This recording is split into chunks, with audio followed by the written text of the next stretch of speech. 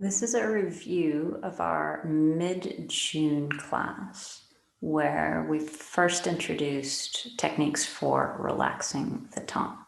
But since we'll have this in the archives, I'll go back and build a little context before I teach that technique again.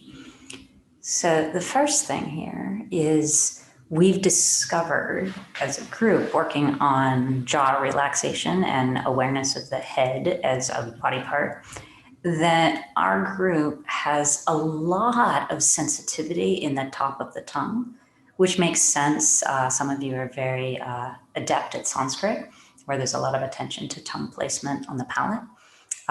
There's a lot of sort of electrical activity for some of us in the roof of the mouth as well. So we sense that with the tongue. And of course, the tongue is incredibly receptive because it's covered in taste receptors. So recognizing that the top of the tongue is so hypersensitive, I decided to bring in a technique that I learned from my wonderful choir teacher in high school, Mr. Hoy, that brings awareness to the bottom of the tongue so that we can start to really connect with the muscular aspect of the tongue. And as we learned last week, the tongue is connected to the hyoid bone, which sits back here, and then, comes and rests here at the, tip of the tongue, back of the teeth. And so this technique has to do with really approaching the tongue from this part of the physiology rather than the top of the tongue, which is so sensitive. So we can really experience it as a muscle in addition to this like extension of our consciousness, which it really is. So second of all, I'm teaching this in a context where a whole lot of you have read this book by James Nestor recently. It's a journalistic book called Breath. And the book is really good on introducing a whole bunch of different perspectives on the physiology of the inside of the mouth. So dentistry and mewing and nose breath versus throat or mouth breathing, all these different perspectives on the ways that the physiology of the inside of the mouth really affects the consciousness through the mechanism of the breathing.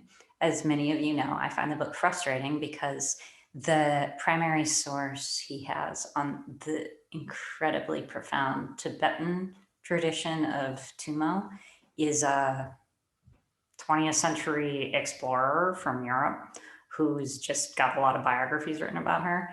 And his primary approach to yoga comes from a Brazilian teacher of yoga.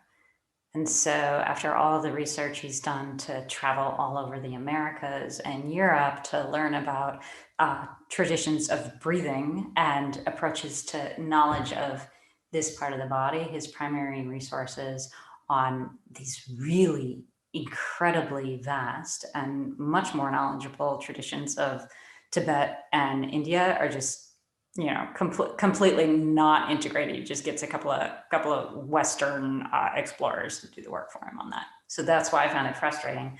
But I do want to honor that a lot of you have read that book and really probably gotten a bunch of perspectives on why this part of the physiology is so important for your overall wellness through the mechanism of the breath. So the technique here started with us spending a couple weeks singing Kermit the Frog song, The Rainbow Connection, because I wanted people to get that sense of what happens in the breathing when you kind of close off the back of the throat, right? And the way that tongue tension creates a froggy voice. And just kind of sympathizing with the ways that a chronically tense tongue is an expression of a chronically sort of the kind of mind that kind of is stuck in drive mode up here in the verbal analytical part of the head. So you're always thinking. Most of you know by now that a quick off switch for discursive mind is just to relax the tongue, right? But in academia, it's pretty normal not to know where that off switch is located. And as a result, we get expressions of the voice that can become increasingly froggy, right? So the reason that Mr. Hoy, my choir teacher, wanted us to learn to relax the tongue as a muscle was that a tongue and an entire back of the mouth and throat that is spacious and conscious and has that whole range of engagement and relaxation. That kind of a voice is resonant. It has a lot of range. You have a lot of choice. And also you can project a voice that can be controlled with a lot of relaxation and engagement throughout the various tissues of the back and the inside of the mouth and the tongue. So now, with all that kind of set as context, the simple exercise here that comes from my choir training is to find the muscular feedback from the tongue by just kind of gently exploring up in here. And the first question, which for our group is probably not too difficult, but outside of the Ashtanga world, this first exercise is probably just a lot of information, is to keep the thumb there and inhale. And ask, can the tongue stay relaxed on an inhale? So a lot of people have a physiological pattern of the tongue immediately hardening up, like almost rock hard sometimes, just through that action of inhalation. It's always contracting, okay? So that's the first thing to check. And if you do have that pattern of the contraction, the hardening of that tongue muscle on the inhalation, well, you have this amazing little biofeedback here, and it can be retrained, no problem.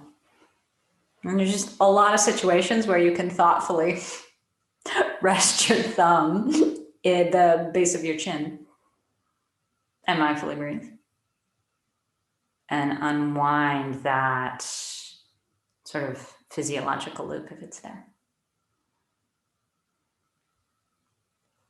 From there, the next thing is the pronunciation of resonant vowel sounds with the same feedback going. So, can you say ah? Ah. A-E-O-U, all the way through, with varying levels of tension and relaxation in the tongue, so that you start to really build some choices for yourself about the engagement and relaxation of the tongue.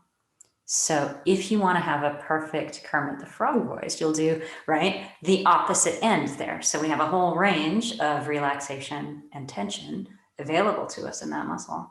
And if you want to sing the Rainbow Connection properly, it will be with that tongue rock solid the entire time as you sing, right? And to explore these other degrees of freedom, progressive levels of relaxation in the tongue are possible. So just to make sure we're closing this one last loop, we spoke in the comments this week about what differentiates a vowel from a consonant.